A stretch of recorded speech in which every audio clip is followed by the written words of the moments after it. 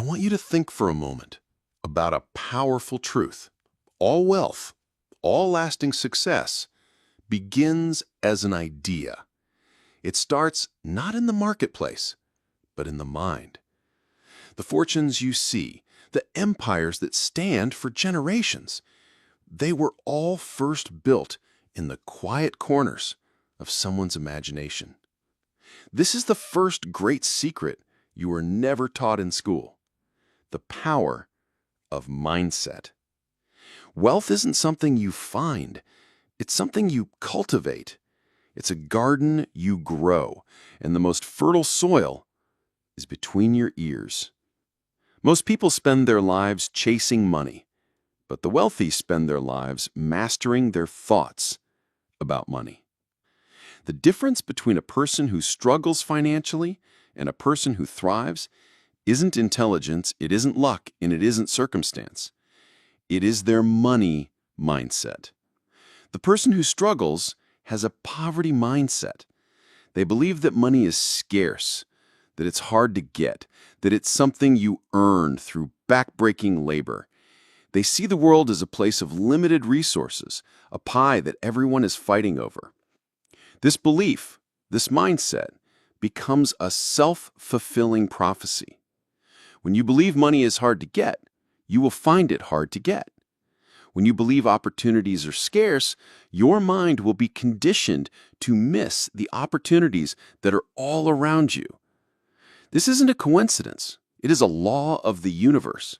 Your external reality is a direct reflection of your internal beliefs. You don't get what you want. You get what you believe.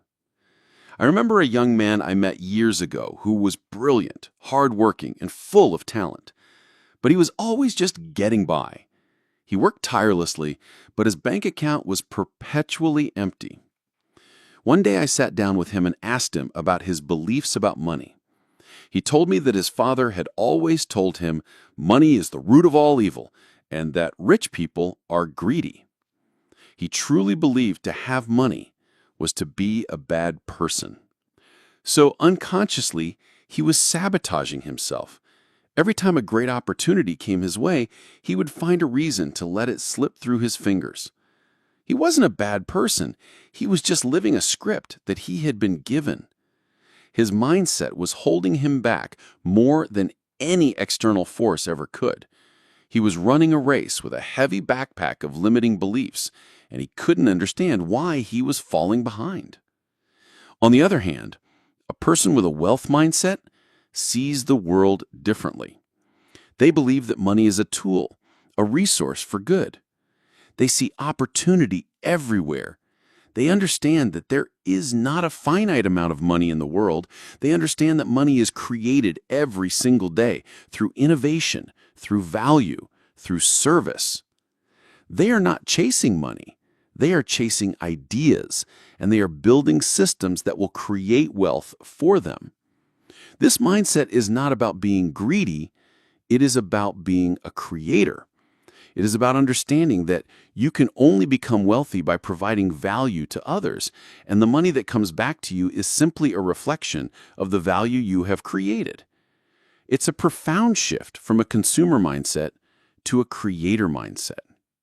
Let me give you a practical example of this mindset shift.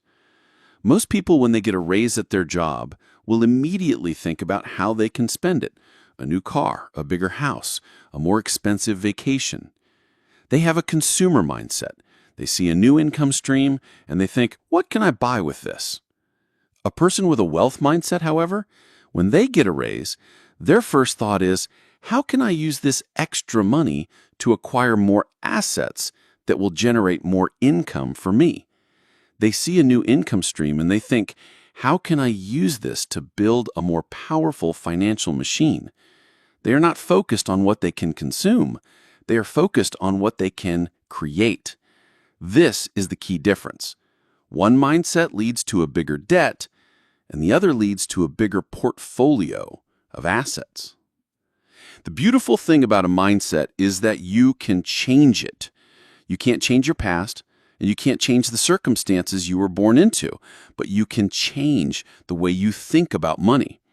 You can choose to believe that money is a tool for good, that it can give you the power to help your family, to support causes you care about, to build a life of freedom. This is not about being a dreamer. This is about being a realist. The reality is that the most generous people in the world are often the most financially successful because they have the resources to give. So if you want to do good in the world, if you want to have the freedom to help others, then you have a moral obligation to become wealthy. It is not an act of selfishness. It is an act of service. So how do you change your mindset? It starts with a simple exercise. Take a piece of paper and write down all of your beliefs about money. Be honest with yourself. Do you believe it's hard to get? Do you believe rich people are bad? Do you believe that you will always struggle financially? Write it all down. This is the first step. You cannot change what you are not aware of. The second step is to consciously and intentionally begin to replace those limiting beliefs with empowering ones. Instead of saying money is hard to get, start saying I am a magnet for wealth. Instead of saying I will always struggle, start saying I am building a life of abundance. This isn't just a simple exercise in positive thinking. It's a profound act of reprogramming your subconscious mind. You are giving your mind a new script to follow, and over time, your reality will begin to reflect that script. This is a quiet, internal work that no one else can see. The world sees the results, the bigger bank account, the financial freedom, but they don't see the daily commitment you made to master your thoughts. They don't see the hours you spent reading books on wealth, the time you spent with mentors, the daily affirmations you said to yourself. They only see the fruits of the tree, not the roots that you have so carefully cultivated. Your wealth begins in the solitude of your mind, with the decision to take control of your thoughts. The great divide in the world is not between the rich and the poor. It is between the people who have a wealth mindset and the people who have a poverty mindset. And this great divide, my friends, is a choice. You can choose to be a person who is constantly worried about money, or you can choose to be a person who is constantly creating it. You can choose to be a person who sees problems, or you can choose to be a person who sees opportunities. The choice is yours. The work is yours, and the reward is yours. This is the first great secret, and it is the most important one, because until you get this right, all the other secrets will be of no use to you. Your financial journey begins right here, right now, in the quiet depths of your mind. Now let's talk about the most fundamental distinction in all of finance, a distinction so simple yet so profound that it separates the wealthy from the rest of the world. This is the second great secret you were never taught in school: understanding assets versus liabilities. It is the very foundation of wealth creation, and yet most people get it completely and utterly wrong. Most people define an asset as something they own and a liability as something they owe. But that's what the bankers and the accountants will tell you. The wealthy have a different definition, a more powerful and practical definition. They define an asset as anything that puts money in your pocket, and a liability as anything that takes money out of your pocket. It's a simple shift in perspective, but it changes the entire game. Think about this. A person buys a brand new car. It's their property. They own it. But every month, it takes money out of their pocket for payments, for insurance, for gas, for maintenance. It is a liability, a beautiful, shiny, expensive liability that is bleeding their wealth away, one payment at a time. The moment they drive it off the lot, it begins to lose value. This isn't an asset. It's a hole in their financial bucket, and yet most people see it as a sign of success. They think they are building wealth, but in reality, they are destroying it. I knew a man, a brilliant engineer, who fell into this trap. He had a great income, but he was always complaining about being broke. He had a beautiful new house with a big mortgage, 2 brand new cars, and all the latest gadgets. He thought he was doing everything right. He was buying all the things that a successful person should own, but his income was going straight out the door every month to cover the payments on his beautiful liabilities. He was so busy feeding his assets, which were really just liabilities in disguise, that he had no money left over to invest in things that would actually put money in his pocket. He was working for his possessions, a slave to the very things he thought would bring him freedom. He was living a life that looked rich, but in reality, he was financially fragile. On the other hand, a wealth mindset looks at the world with a different lens. They see a rental property not just as a building, but as a machine that will put money in their pocket every single month through rent. They see a stock not just as a piece of paper, but as a share of a company that will pay them dividends. They see a business not just as a job, but as a system that will generate income for them. They are obsessed with acquiring assets, with building a portfolio of things that are constantly working for them, constantly putting money in their pocket. They understand that a dollar that comes from an asset is worth $100 that comes from a paycheck, because the asset dollar works for you while you sleep. Let me give you a very simple analogy. Imagine your income is a bucket, and every time you get paid, you pour money into it.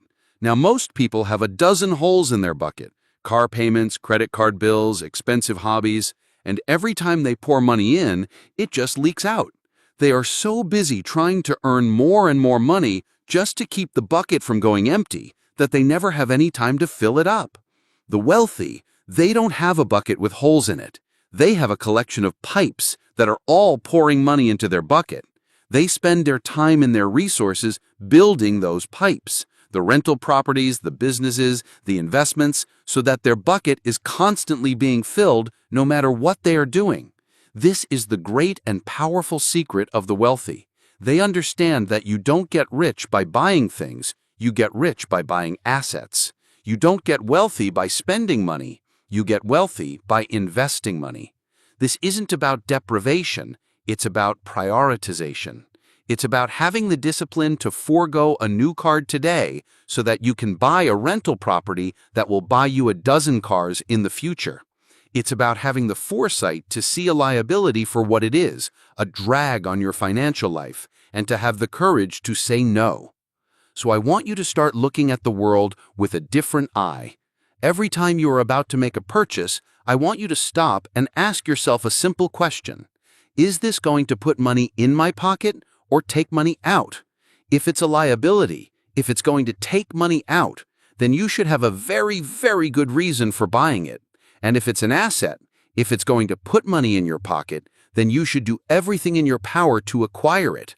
The choice is yours. The journey to wealth is not about what you earn, it is about what you acquire.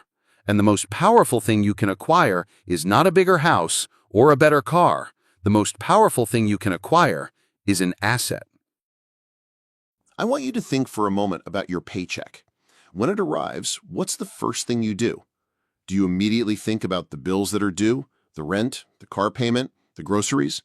Do you send money to the bank, the landlord, the utility company? And then, at the end of the month, do you look at what's left over and hope that you have something to save? If you do, you are participating in one of the most common and most destructive habits of the financially struggling. You are paying yourself last. You are telling the universe, and more importantly, you are telling yourself that your own financial future is a lesser priority than everyone else's. This habit is a quiet killer of dreams, and it is the reason that so many people, no matter how much they earn, always feel like they're just one step away from financial trouble.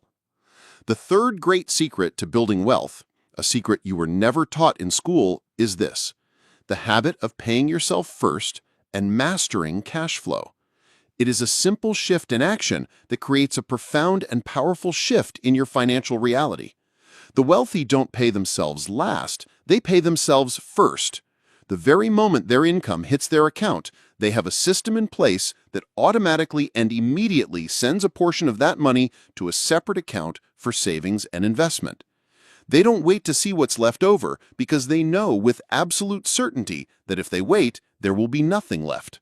They have made a conscious and disciplined decision that their financial freedom is a non-negotiable priority, a bill to themselves that is more important than any other.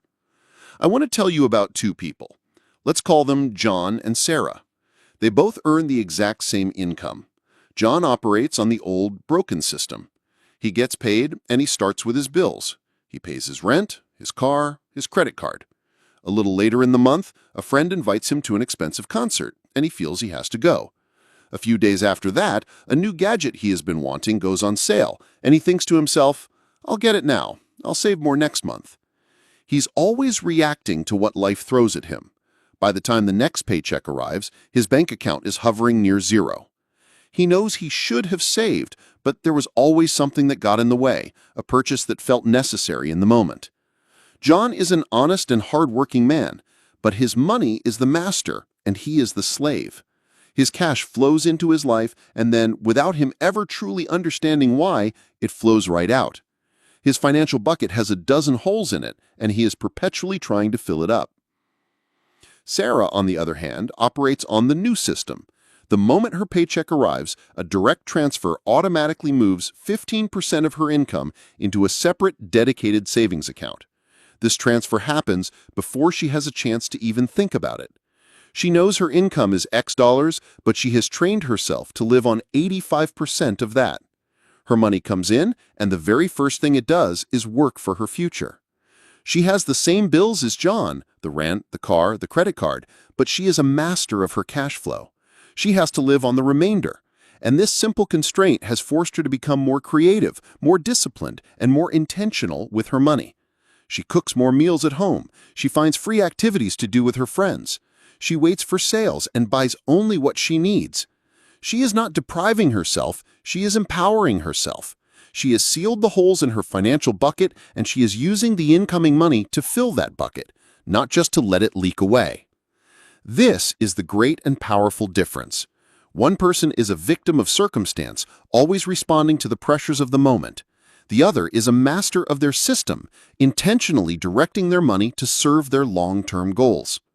The habit of paying yourself first is not just about accumulating money, it's about building an engine for wealth. That money you are automatically saving is not meant to just sit in an account. It is the fuel for your financial engine. It is the capital you will use to make investments, to acquire assets, to start a business. It is the seed money for your future. The person who pays themselves first is building a financial machine, a self-sustaining system that will work for them whether they are awake or asleep. The person who pays themselves last is simply running on a treadmill, running faster and faster just to stay in the same place. Mastering cash flow is about more than just saving money. It's about controlling the flow. It's about being so intentional with your finances that you know where every single dollar is going. It's about creating a budget not as a form of punishment, but as a form of empowerment. It is a roadmap that tells your money where to go, a map that you created yourself with your own goals and dreams in mind. The person who has mastered their cash flow has no financial surprises. They know what's coming. They can look at their finances and see the money moving from their paycheck to their savings, from their savings to their investments, from their investments to their assets. They are the general, and their money is the army, and the general is always in command. The habit of paying yourself first is the backbone of all wealth creation. It is a simple discipline that, when practiced consistently, becomes a source of profound power. It is an act of self-respect. It is a commitment to a better future. It is the single most important habit you can ever develop. Your financial journey is not about finding more money. It's about controlling the money you already have. And the journey to control begins with a single, simple, and powerful decision. You will pay yourself first. Now, let's talk about a secret that separates the financially fragile from the truly free. It's a secret that the school system, designed to create employees, never teaches you. This is the fourth great secret, why multiple streams of income are necessary for financial freedom. For most people, a single stream of income, a paycheck from a job, is their entire financial world. They get up every day, go to work for a fixed number of hours, and receive a fixed income. And they think that's it. But a single stream of income is a single point of failure. It's like standing on a financial tightrope with no safety net. If you lose that one stream, a layoff, a recession, an illness, your entire financial world can come crashing down. You become a prisoner of your paycheck, a slave to your salary. You are dependent on the decisions of others, on the whims of a market, on the health of a company. This is not freedom. This is dependency. And a life of dependency can never be a life of true wealth. The financially wise, they understand a different truth. They built a financial fortress, and that fortress is held up not by one pillar, but by many. They are obsessed with creating multiple streams of income. They understand that a single paycheck is a great place to start, but it is a terrible place to finish. They use their primary income stream to fund the creation of others. They are not just collecting a salary, they are building a financial network, a web of income that protects them from any single point of failure. Let me tell you about two people. Let's call them Mark and David. Both of them work the same job and earn the same salary. Mark, like most people, is content with his single paycheck. He works his 9 to 5, and in the evenings, he relaxes. He watches television, scrolls through social media, and spends his money as soon as he gets it. His financial world is simple. When the economy is good, he's comfortable. But when a recession hits and his company begins laying people off, he is filled with a debilitating fear.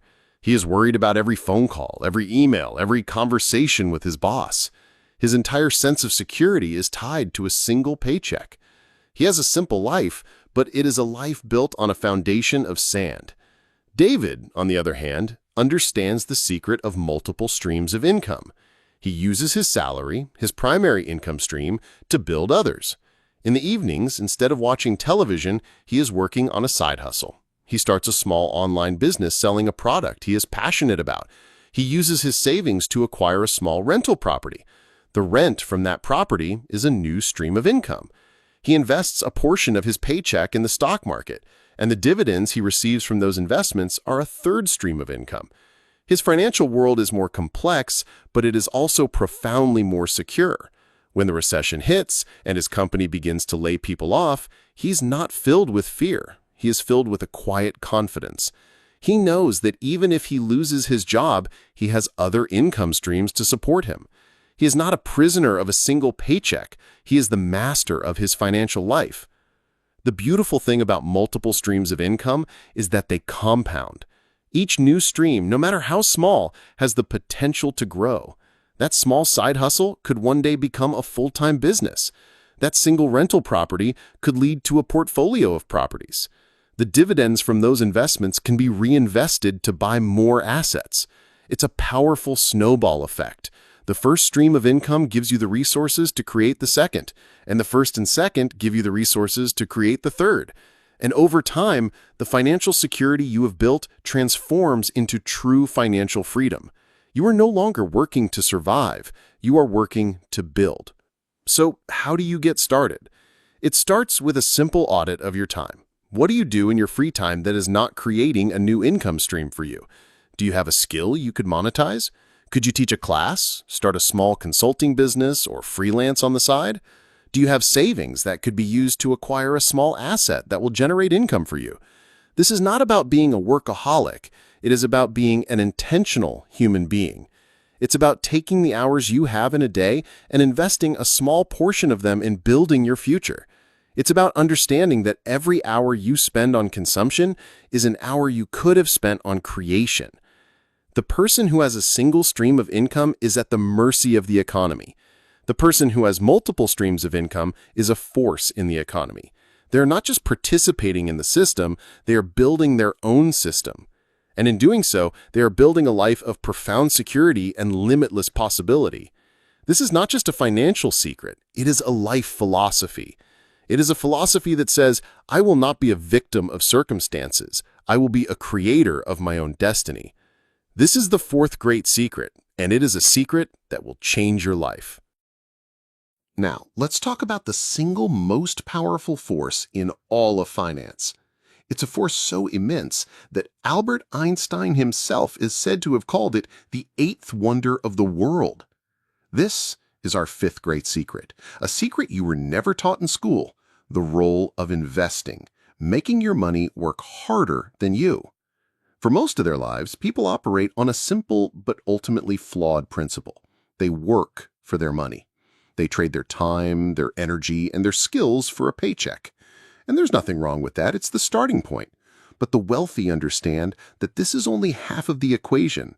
They understand that to truly build wealth, you have to get your money to work for you.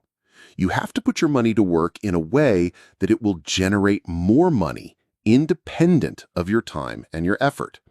This is the difference between being a laborer and being an owner. The laborer works for their money. The owner's money works for them. Think of it like this. You have a small army of soldiers. You can send them out every day to fight your battles, to earn you a living. But every night they come home, and the next day you have to send them out again. This is a job. It's a good system, but it's not a lasting system. The wealthy, they don't just send their soldiers out to fight. They use their soldiers to build a factory that will build more soldiers, a factory that will generate more money, a factory that will work for them whether they are awake or asleep. The first stage is to earn the money, but the second and most important stage is to invest the money, to build a financial factory, a system that will generate wealth for you for the rest of your life. I knew a man who had a great income. He was a master of his craft, and he was able to charge a high price for his services. But every dollar he earned, he spent. He bought a big house, a fast car, and took lavish vacations. He thought he was successful, but he was really just a professional spender. His life was beautiful, but it was built on a foundation of sand. His entire financial existence was dependent on his ability to work. And when a health issue forced him to stop working for a few months, his financial world came crashing down. He had no financial factory, no system working for him. He had nothing to fall back on. He was a laborer who had forgotten to build a fortress. On the other hand, a woman I knew who had a much more modest income was a master of investing. Every time she got paid, she immediately and automatically moved a portion of her money into an investment account. She invested in a broad range of assets, including stocks, real estate, and a small business. She was not a professional. She was a student. She read books on investing. She listened to podcasts, and she surrounded herself with people who were doing what she wanted to do. In the beginning, her investments didn't look like much. The returns were small, but they were consistent. Over time, that consistency combined with the power of compound interest became a force of nature. The money she earned from her investments was reinvested to buy more investments, and the snowball began to grow. The money she had working for her was now earning more money than she was earning from her job. She had built a financial factory, a system that was working for her independent of her time and her effort. She had not only secured her financial future, she had created a profound and lasting freedom. So how do you get started? It starts with a simple decision. It starts with the decision to be an owner, not just a laborer. It starts with the decision to be a student, not just a spectator. You don't have to be a genius to invest. You just have to be disciplined. You can start small. You can start with a simple, low-cost index fund that invests in a broad range of stocks. You can start with a small amount of money, $100, $50, even $10. The amount doesn't matter. The habit does. The habit of consistently and automatically investing your money will change your life. You can read books on real estate. You can learn about how to start a business. The knowledge is out there. All you have to do is make the decision to acquire it. Investing is the great equalizer. It doesn't care where you came from, what your education is, or what your background is. It only cares about your consistency and your discipline. It cares about your willingness to be a student, to be an owner, to be a creator. It is the path to true financial freedom, a path where you are no longer a slave to the clock, but a master of your own destiny. The time you spend learning about investing and the money you spend on assets is not an expense. It is the single greatest investment you will ever make. This is the fifth great secret, and it is a secret that will change your life forever. Now, let's talk about the single most powerful muscle you can build on the path to wealth. It is not an external force. It is not an asset or an investment. It is an internal force, a strength of character that separates the wealthy from the rest of the world. This is our sixth great secret, a secret you were never taught in school: the power of discipline and delayed gratification. For most people, life is a constant series of instant desires and immediate fulfillments. They see something they want and they buy it. They feel an urge for pleasure and they indulge it. They are living a life of impulse, a life where the moment dictates their choices. But a life of impulse is a life of poverty. It is a life where your desires are your master, and you are a slave to your cravings. The person who cannot say no to a small fleeting desire today will never have the power to say yes to a great and lasting freedom tomorrow. The future is built on the daily sacrifices of the present. The wealthy understand this truth at a cellular level. They are not just disciplined with their money, they are disciplined with their minds. They have cultivated the ability to delay gratification. They are willing to say no to the new car, the fancy watch, the lavish vacation, so that they can say yes to a life of abundance. They are willing to endure a small amount of discomfort today for a lifetime of comfort tomorrow. They see a choice not as a moment of deprivation, but as a moment of empowerment. Every time they choose to save instead of spend, to invest instead of consume, they are not just building a bank account, they are building the mental muscle of discipline, and that discipline is worth more than any amount of money. I knew a young man who was earning a great salary. He was intelligent and talented, but he had no discipline. Every time he got a paycheck, he would spend it on things that would give him a brief hit of happiness: new clothes, expensive dinners, lavish parties. He was living a life of constant, instant gratification. He thought he was happy, but he was really just a slave to his desires. He was constantly stressed about money, always worried about the next bill, always trying to catch up. He was running a race he could never win, because he was running it on a treadmill of his own making. He had a great income, but his lack of discipline meant he was constantly on the brink of financial ruin. On the other hand, a woman I knew who had a much more modest income was a master of delayed gratification. She lived at a small apartment and drove an old, reliable car. She packed her lunch every day and cooked most of her meals at home. Her friends would often tease her for being so frugal. But she was not frugal. She was focused.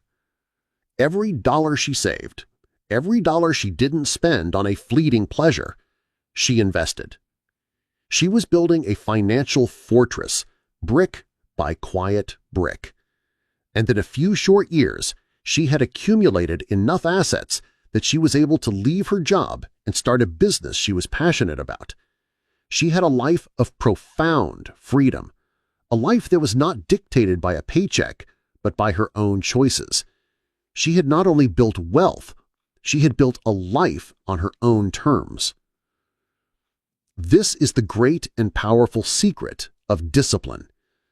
It is the ability to see beyond the moment. It is the ability to choose a great future over a comfortable present. It is the ability to be a master of yourself so that you can become a master of your financial destiny. This isn't just a financial principle.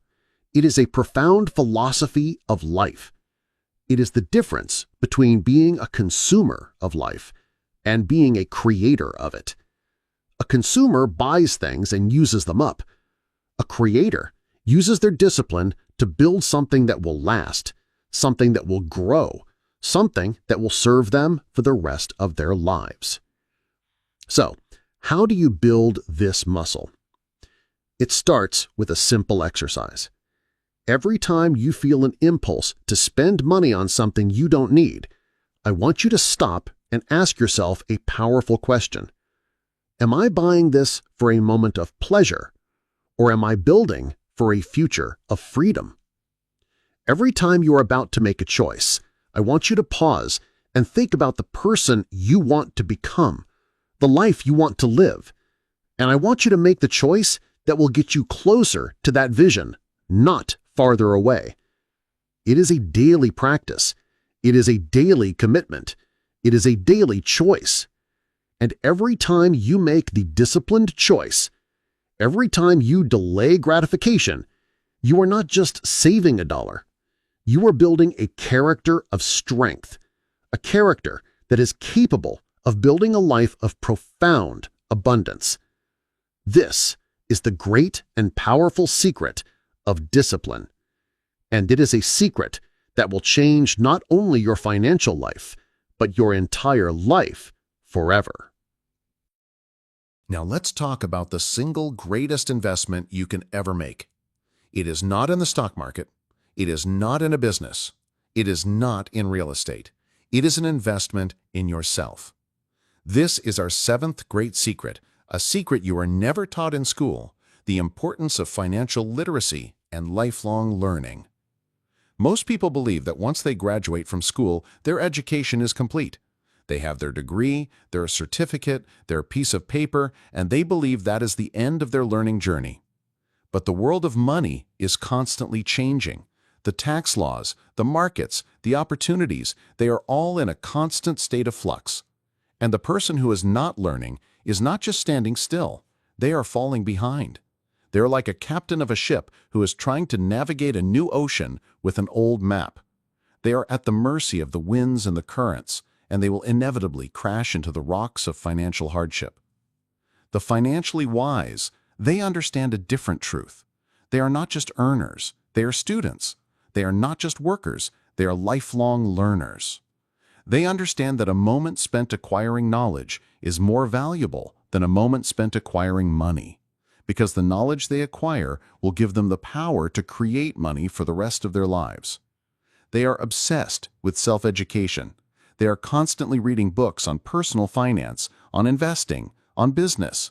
They are listening to podcasts, watching videos, and attending seminars. They are a student of money, and in doing so, they have become the master of it. I knew a man, a brilliant doctor, who had a great income. He was a master of his profession, but he was a complete novice in the world of money. He would rely on the advice of others, on his banker, on his financial advisor, on his friends. He would invest in what they told him to, and he would often lose money. He was a genius in his field, but he was financially illiterate. He was so busy treating his patients that he never took the time to treat his own financial disease. His lack of financial education cost him more than any mistake he ever made in his career. He was a perfect example of a person who was smart but not wise. And in the world of money, wisdom is the only thing that counts. On the other hand, a woman I knew who had a much more modest income was a master of self-education. She worked as a librarian, and she would spend her lunch breaks reading books on personal finance and investing. She would read every book she could get her hands on. She found mentors, people who were where she wanted to be financially, and she would ask them questions. She would listen to their advice, and she would apply it. She didn't have a formal education in finance, but she had a PhD in self-education. She learned how to find good deals in real estate. She learned how to analyze a stock. She learned how to set up her business to be tax efficient. She was a student, and over time, she became a master. She didn't just earn a living, she built a fortune. And she did it not with a high income, but with a high level of financial literacy. This is the great and powerful secret of lifelong learning. It is the ability to invest in your greatest asset, which is your mind. It is the ability to acquire knowledge that will serve you for the rest of your life. It is the ability to ask the right questions, to spot opportunities that others miss, and to avoid the traps that snare the uneducated. This isn't just a financial principle, it is a profound philosophy of life. It is the difference between being a victim of circumstances and being a creator of your own destiny. So how do you get started? It starts with a simple audit of your knowledge. What do you know about money? What do you know about investing? What do you know about the tax system? Be honest with yourself, and then make a simple decision. Take just 1 hour a day, and instead of spending it on entertainment, spend it on education. Read a book, listen to a podcast, watch a video. Find a mentor, someone who has achieved what you want to achieve financially, and ask them questions. The cost of this education is minimal, but the return is immeasurable. The time you spend learning today will pay you back in abundance for the rest of your life. It is the ultimate form of leverage, a powerful force that will multiply every effort you make. This is the seventh great secret, and it is a secret that will unlock your potential forever. Now, we come to the final and perhaps most profound secret of all. It is a secret that elevates wealth from a personal pursuit to a powerful purpose. This is our eighth great secret, a secret you were never taught in school: building generational wealth, leaving a legacy beyond yourself. For most people, the idea of wealth is a personal one. They think about a nice house, a comfortable retirement, a life of freedom from worry. And there is nothing wrong with that. But that kind of thinking, that kind of wealth, ends with you.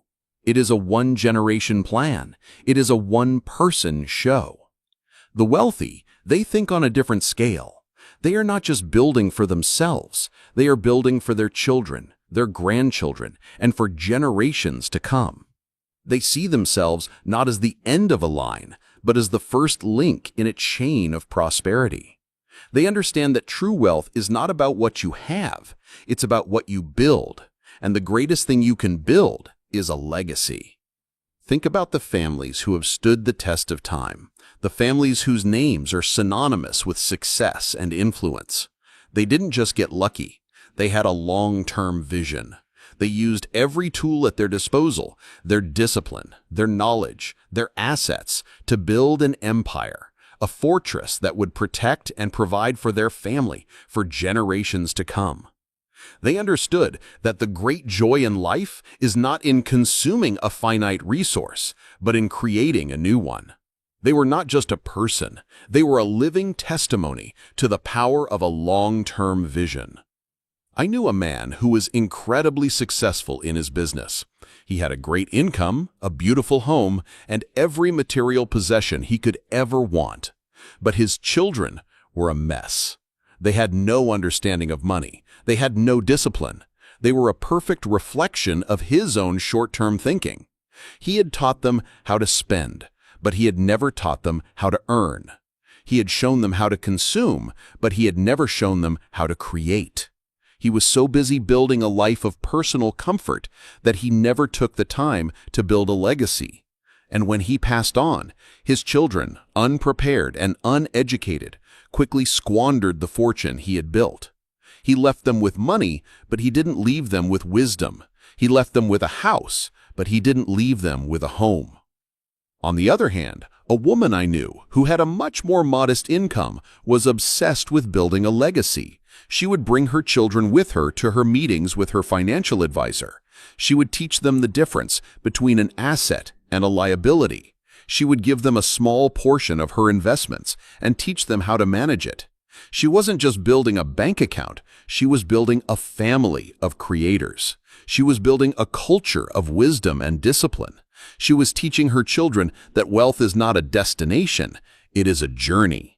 And when she passed on, her children were not left with a sum of money. They were left with a system, a mindset, and the knowledge to continue building the legacy that she had started.